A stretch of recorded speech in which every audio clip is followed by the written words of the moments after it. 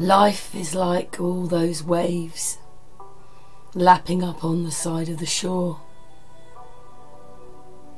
with a life we don't understand, can see it but don't understand it.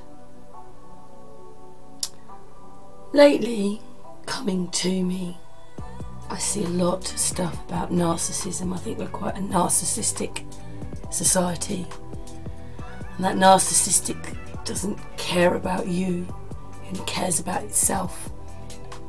And if you're not a narcissist, you've got a big ego, so that's the same sort of thing, because those egos don't care about you, they only care about themselves. The biggest thing we can do for humanity is work out who we are as people. We need to know who we are. If we do not know who we are, how do you sort your life out then? I had this brilliant book, her name is Yolanda Venderveld, something like that, and she said that life is like a house with a basement. You've got the basement, the first floor, the second floor, the third floor, and then the attic. In the basement, it's cold, dark and dingy down there. Nobody knows what they're doing. Nobody knows where they're going. Everybody's bumping into each other. No one knows where to go and how to sort it out. And then when you get to the first and second floors of life, you may not have sorted out all your problems, but you know what the problems are. And then by the time you get to the attic, you're in unconditional love.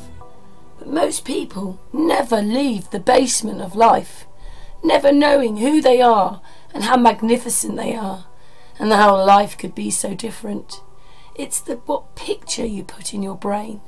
But you see, most people don't realise that there's thousands of hours of parental tapes running around your head. Just parental tapes, thousands of hours telling you what to do. You've got a parent, a child and an adult in you, and the adult's the person that should be running your life. But what happens is the faulty parent, that's your parents and how they treated you, and the faulty child and how that child treats you. So you're treating yourself with these broken, dysfunctional things, and it's not that easy to walk away from it all when you've been programmed and you love these people. But sometimes you have to say, hey, I'm moving on. Thanks for looking after me, but I need to move on. And you need to reprogram yourself. That's what waking up's about. It's not just about where we live, what we're living on, what's in the sky. All these things are very important. But you can't understand those things at all if you haven't understood yourself. It's okay mimicking what someone else says, but you've got to believe it in yourself. You've got to believe how you treat people. You treat people as you wish to be treated, or what you give out comes back. And even, you know, myself, I'm an empath. But I was looking at this post the other day, and they said empaths are not these quiet people anymore. They are super empaths. And these super empaths shout and scream it at you, the truth, because that's what we're left at doing, because nobody wants to listen. And how many of us are awake and feel that that's what we're doing, because these people around us are not listening. They only want to take on board what's on the television, whether it's sport, the news, the programmes. The television, the television is just one big subversive programme that you need to turn off. You've got people like this Robert Forsh, who's filming what's really going on. He's the television we should be watching, not the lies that they're telling us all the time. And you don't realise the trigger words and the things that they're doing to you. So the best thing you can do is work out who you are as a person. And yeah, it takes a bit of time. Yeah, it means you probably have to go back, because you see, your subconscious runs you. Your subconscious. And if that is faulty, that's what runs your life. You're here and now, sucking it all in. It goes into your subconscious. And your subconscious is what runs your life. You need to sort your subconscious out. No, it's not easy. And along the way, we pick up addictions and habits. I myself, even from a little girl, wanted to help people. Whatever it was. themselves, just wanting to help people and be nice to people. I can't help it, it's in my personality. But that doesn't mean who I meet is like that. Some people aren't very nice at all, and they give you all their problems, rather than being a whole person in the first place. Or it's really sad when you meet them and then there's all the problems. But, you know, we're living in a very uncertain time, aren't we? Where we've been funneled and pushed through this television into a very narcissistic society, where most people can't think of anybody, only got their minute. The best thing you can do is think about other people. It is. The more love you have in yourself, the more love you can give to other people. It becomes multiplied and multiplied. A lot of people can't touch other people, can't feel other people, but I do. I feel other people's feelings. I'm quite a sensitive person myself. How many other people are like that? You can feel people's feelings.